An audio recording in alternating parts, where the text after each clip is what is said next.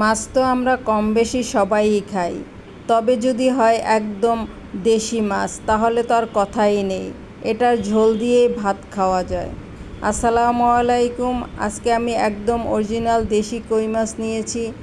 আজকাল তো বাজারে দেশি মাছ পাওয়াটা মনে হয় সোনার হরিণ এমন হয়ে গিয়েছে। এগুলোকে আমি কেটে ধুয়ে একদম পরিষ্কার করে এখন একটু হালকা হলুদ আর লবণ দিয়ে মাখিয়ে আমি তেলে ভেজে নেব। কই মাছটাকে আমি আজকে একদম সিম্পলভাবে রান্না করব।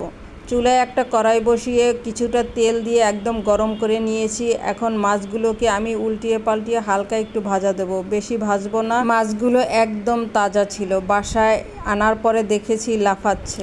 সব মাছই আমি এভাবে হালকা একটু ভাজা দিয়ে নিয়েছি। মাছ তুলে এখন আমি এই তেলের ভিতরে আমি 3-4টা পেঁয়াজ কুচি করে দিয়েছি। এটা একটু হালকা নরম হয়ে আসলে এর ভিতরে 1 টেবিল চামচ পরিমাণে রসুন বাটা আর 2টা টমেটো আমি কুচি করে দিয়ে দিলাম। দিয়ে দেব পেঁয়াজ বাটা। পেঁয়াজটা আমার আগেই ডিপে ছিল, সেখান থেকে আমি 3 টেবিল চামচ পরিমাণে দিয়ে দিলাম। আর দিয়ে দেব 1 টেবিল চামচ পরিমাণে সরিষা বাটা। আগে থেকেই আমি 2 চা চামচ মরিচের গুঁড়া আর 1 চা চামচ হলুদের গুঁড়া পানিতে গুলিয়ে রেখেছিলাম, এটাকে দিয়ে দিলাম। এখন আমি মশলাটাকে খুব ভালো করে কষিয়ে নেব, সাথে কিন্তু অল্প একটু পানিও দিয়ে দিয়েছি।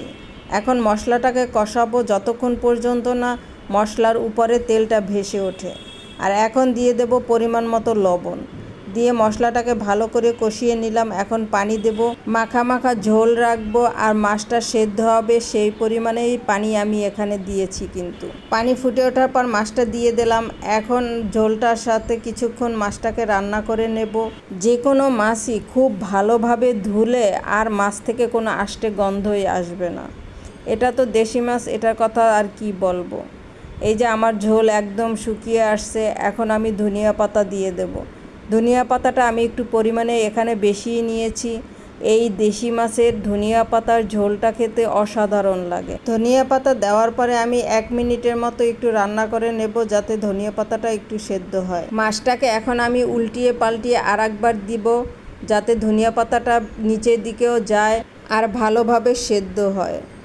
এই যে আমার ঝোল এভাবে রাখা অবস্থায় আমি চুলা বন্ধ করে দেব। ঠান্ডা হওয়ার পর ঝোলটা আরও শুকিয়ে যাবে। আমি একটা প্লেটে তুলে দেখাচ্ছি যে ঝোলটা কতটা শুকিয়ে গিয়েছে, একদম মাছের সাথে মাখা মাখা। রান্নাটা একদম সিম্পল কিন্তু খেতে অসাধারণ। একটা কই মাছ দিয়েই পেট ভরে ভাত খেয়ে ওঠা যায়, এতটাই মজা এই দেশি কই মাছ। আমার রেসিপি ভালো লেগে থাকলে লাইক, কমেন্ট, শেয়ার করতে ভুলবেন না। সবাই ভালো থাকবেন। ফিরছে আবার কোনো নতুন রেসিপি নিয়ে। আল্লাহ হাফেজ।